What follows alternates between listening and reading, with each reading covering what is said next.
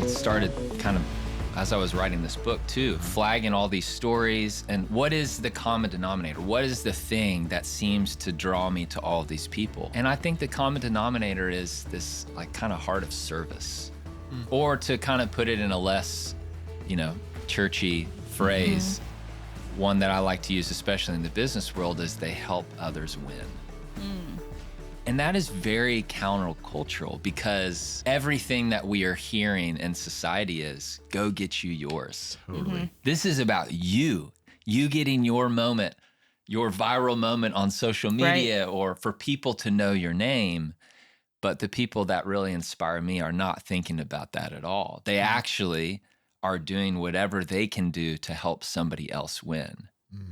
And there's this popular quote from Zig Ziglar, and he says, help enough people get what they want, and eventually you'll get what you want. And there's a part of that quote that I really love, and another part that I think is really dangerous. The first part is what I really love. Yes. Help enough people get what they want. Yes. But where it can get dangerous is then when he says, and eventually you will get what you want. And the caution there for all of us is this a transaction? Like you're only going to help them so that you...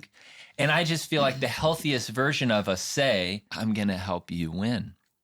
Period. That's it. Right. That's it. And it is very hard to do, actually, because I have a lot of people come to me as we have these conversations, and they'll say, I've been serving people my whole life, and I don't feel like I'm winning. Like, what am I supposed to do then? And the answer that I have is not the one that they want to hear, but it's like, you're on the right track. Are we promised to get the, reward at the end, or can we find the joy and the satisfaction in doing that work? And I think that's the work that we all have to do because we want to win. Yeah. And I think that I'm learning that for me to win, it looks like kind of redefining what success is in our lives. And I think that if we can be people who show up to serve, to help others win, and be content in that, find contentment in that, then I think that is us on a better path. Yeah. A hard path, but I do think that that's the better path. That is so the message of Jesus. Yeah. I mean, yeah, like where do we learn that? Well, that's basically just saying but it's so not the message of the American church or Christianity. I mean, it's like we're going to pimp our things as much as we can. Even in my industry, our industry, any of our industries, there's still this thing that I'm wrestling with a whole bunch right now. My church community is even wrestling with this. Like, what's this look like for us to be more about others than about my own awesome thing? It's crazy. I don't know how to do this, to be honest. Like, I'm really trying to rethink my thinking on this is the actual way of Jesus. And you're putting it into business stuff and the whole leadership realm. And I love it. I just don't know how to do it. Yeah. You should read that book. It's right there. So here's the thing that we're all up against. And I talk about in the book, I call it the spotlight mindset, which I just simply define as this unhealthy desire for attention and recognition. And I think that to some degree, all of us have it.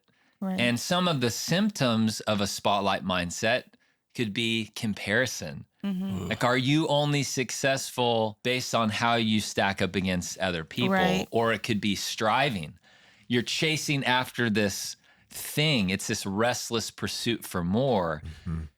Maybe it's damaged relationships. Like this view that you have of success and the thing that you're trying to chase, is it actually causing, tension with the people that you care most about? So the spotlight mindset, this unhealthy desire for attention and recognition comes out sideways in all of us. And so there is no day that we will wake up and say, I did it. Like, I don't struggle from the spotlight mindset anymore. It'd be like saying, guys, I'm like Jesus. I did it. Like, Nailed it. that's just not how life works. The reality is we are living in the tension between the spotlight mindset and, the other end of the spectrum, which would be learning to live in the way of the secret society, which, like we've talked about, is it's helping others win. Like that is the goal.